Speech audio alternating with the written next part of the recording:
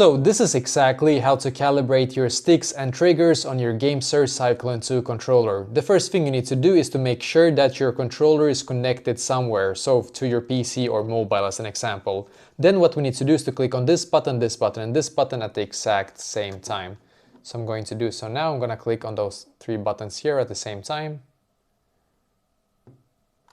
until it's gonna start blinking white like this, as you can see. Then what you need to do is to click on the A button here.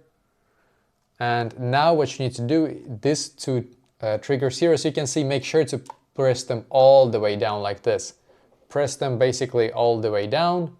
And then on this right here, you're gonna go around 3 times. So 360 degrees 3 times.